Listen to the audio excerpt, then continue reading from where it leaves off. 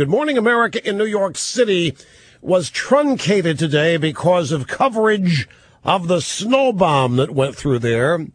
I got a tip earlier today that one of the shooter's friends appeared on Good Morning America and said the kid never listened to talk radio. Well, now I, Mr. Talk Radio, found that pretty interesting, the shooter.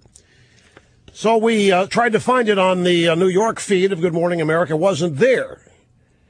So we got a transcript of the program. We found out that the kid did say it. The friend of the shooter did say it.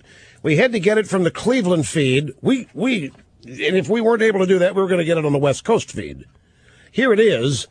This morning on Good Morning America, a portion of an interview Ashley Banfield did with Zach Osler, who is a high school friend of the shooter, Jared Loughner. Ashley Banfield, what was his motive in Saturday's attack? And what about the speculation that he may have been fueled by partisan politics and rhetoric in the media?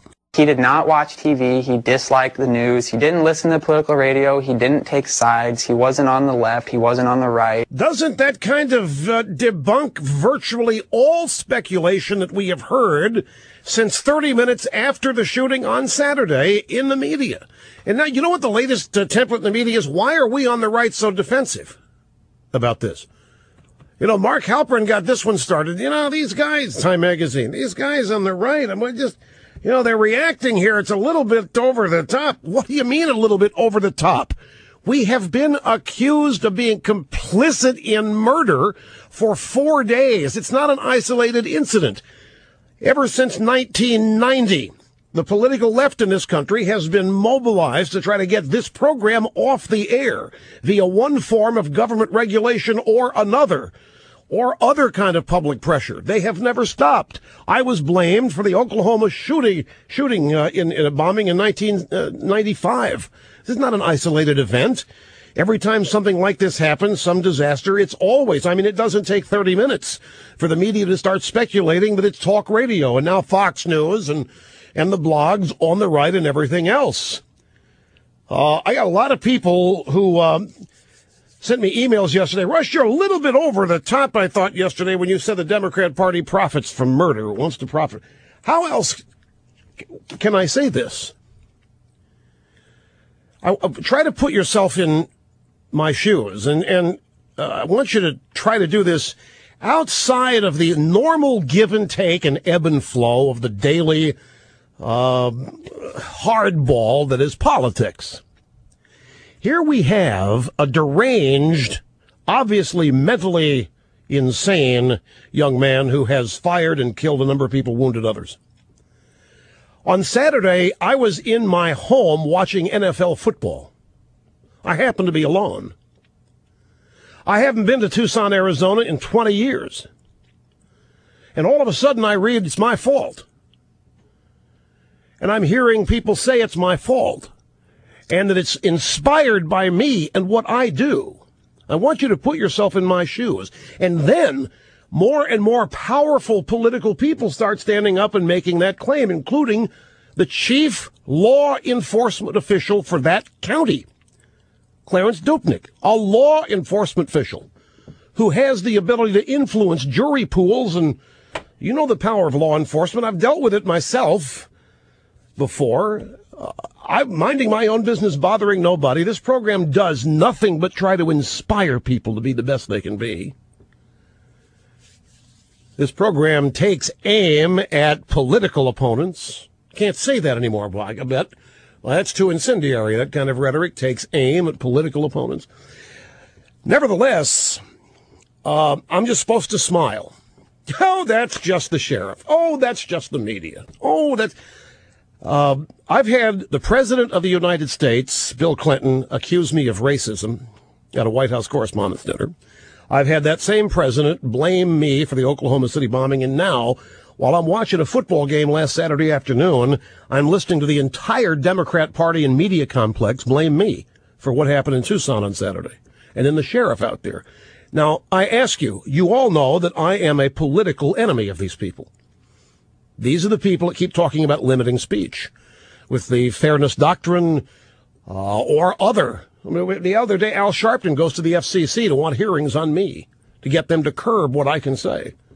And he came out of there claiming the FCC is interested in holding these hearings. Look, I'm not telling you people anything you don't know. You know that there are constant assaults on the existence of this program. There are constant serious political efforts made to terminate this program and all of talk radio, Fox News, and what have you. So we have this incident, and now I have to sit here and just let it roll off my back that I'm responsible for this. Anything I say is overreacting to it. But what I see is the Democrat Party, its representatives, and its supporters on the American left attempting to take a genuine human tragedy, and their first instinct is to politicize it. And that desire, their political desire, is to silence, to quiet people who they consider their opposition. Me, people who do what I do, and Fox News. If that is not profiting, attempting to profit off murder, I don't know what it is. But Mr. Limbaugh, that was very vicious to say it that way. See, this is the problem. The truth is the great casualty. And what do you think the target is when people begin to say, we've got to dial back this heated rhetoric? Truth is the great enemy to the Democrat Party. Truth is the great enemy to the American left. They have to wipe out truth whenever they can and wherever they see it, because truth is not them. So it was not intended yesterday as a media tweak. I intended to say these people profit off of these. They try to. Their first instinct, they couldn't help it, every time something like this happens, is to advance their political agenda. And we know that part and parcel of their political agenda is to shut this radio program down, to shut down Fox News, to shut down all of what they call conservative talk radio. We know that this is what they seek. We've got Jim Clyburn out today saying we need the fairness doctrine back. Despite now clear-cut evidence, this shooter was in no way, shape, manner, or form affected by what happens on this program.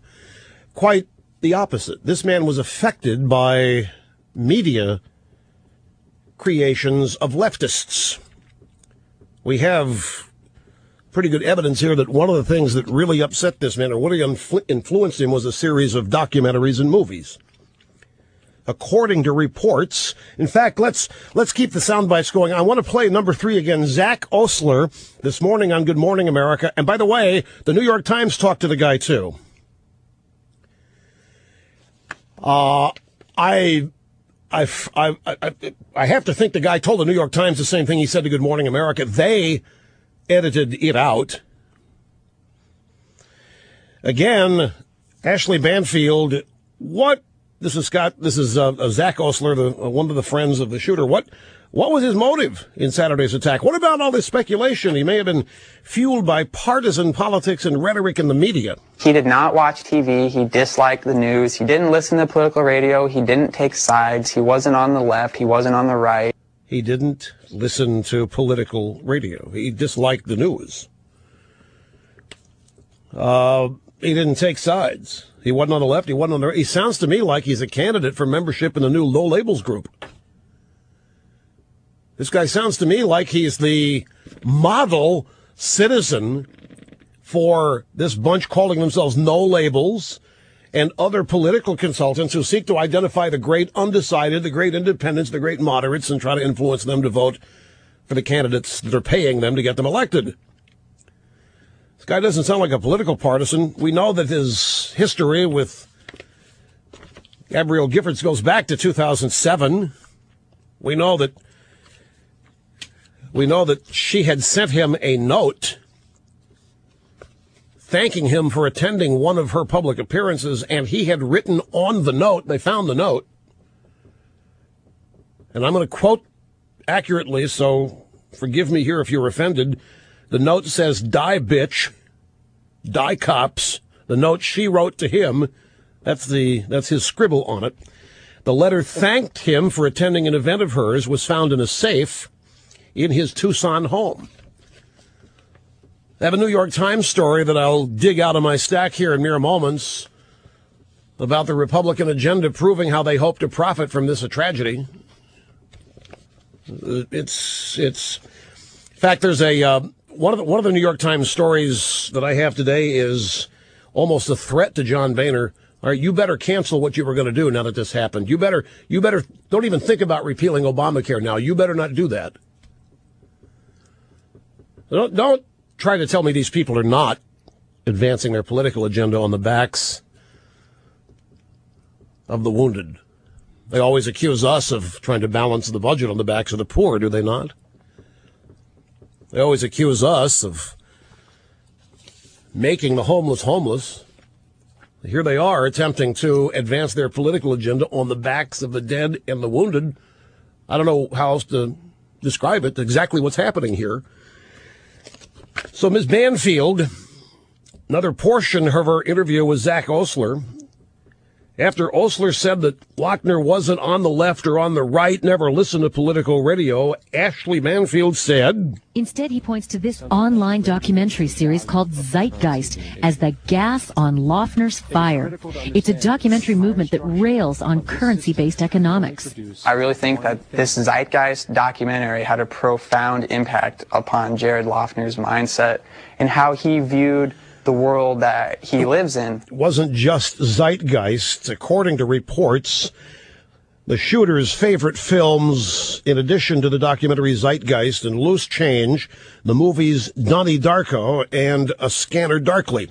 Now, Zeitgeist is a 2007 documentary that asserts Jesus Christ is a myth, that 9/11 was orchestrated by the government, and that bankers manipulate the international monetary system and the media in order to consolidate power.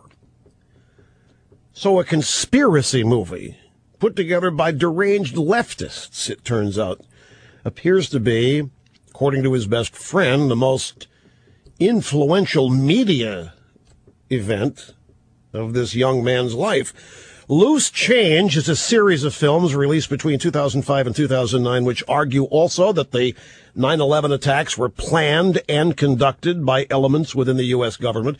So he's a truther.